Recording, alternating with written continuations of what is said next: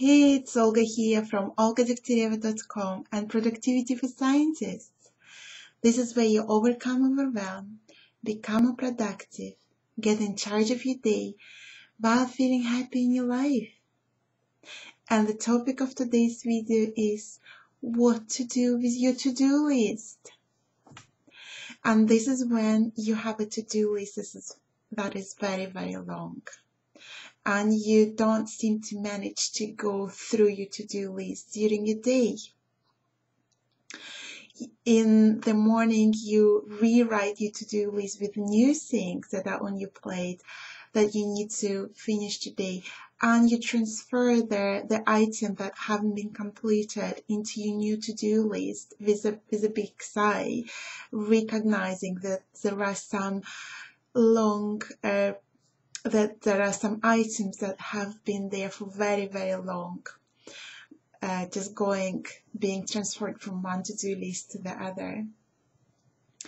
And I also know from my past experiences from the people I work now in the private coaching, and people come to me all the time with feeling overwhelmed by the to-do list, is that by the end of the day there is this feeling of frustration that, obviously you have done few things, but still there is like, I haven't done all of them, and there is like, it's never enough no matter how much I do. In fact, I spoken to a very, very organized, he looks very organized, and also quite advanced in his research career, a scientist who I've known now for many years at his workplace, and he confessed that no matter how much he tries to get organized, productive, effective, no procrastination, just boom, boom, boom, going through to-do list, there are still items left on his to-do list by the end of the day. So is there a hope for us who are not so very organized and not so very productive and a bit scattered throughout the day? So today I want to say that there is one, and I want to start by offering a shift in perspective for you on how to view your to-do list. And I'm gonna start with this describing two different scenarios, and that's what we walk through with my private clients actually when they come with overwhelm with their to-do list. Is that in your case, let's say that you have 30 items on your to-do list. It could be much more. I've been known to have like 70 items on to-do list, but just for the sake of this example, 30 items on to-do list, and it seems quite a lot, and you try your best to go through these, or you do feel procrastinating and avoiding to face those items. So by the end of the day, you might have managed to do 10 of them.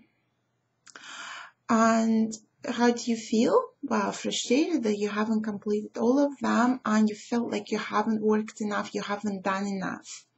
So that's the end result of that. Now I will describe you a different scenario, which is like more like how my life is right now, and which just open a possibility for you that it could be yours as well if you like how it sounds. So when I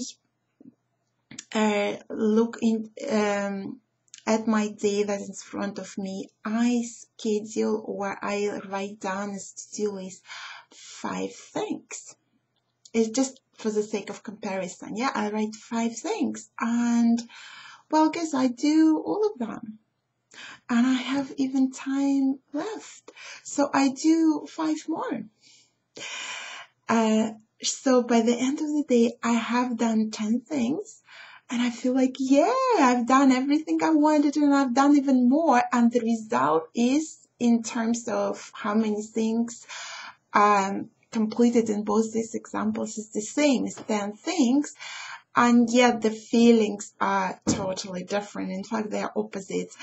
in this second example, or how it is in my life right now, I feel like, yes, I've done everything I wanted. I feel accomplishment. I feel proud of myself. I feel on track. And, I've done even more than I wanted. In the other scenario, in the first scenario, there is a frustration. There is this, feeling of being off track, doing,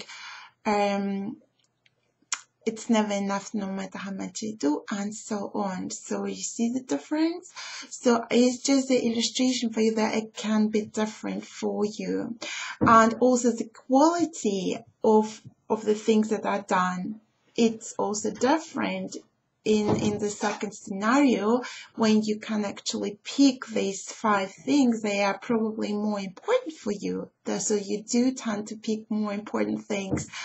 And then also a couple of things that are like kind of maintenance things, like paying the bills or answering the post and so on. So I hope you like that 2 different examples, and it opens you a new reality for you, that it could be yours as well, where you feel on track, when you feel like, yeah, I've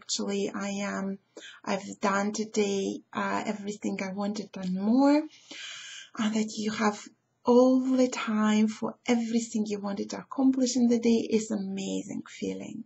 So, and like I said, we work a lot on it during the private coaching, but I want to give you a few things that you can just start with right now.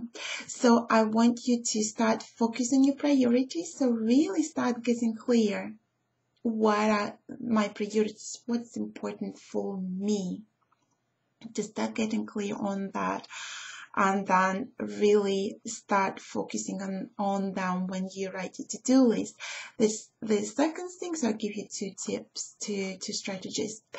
The second one is learning to let go.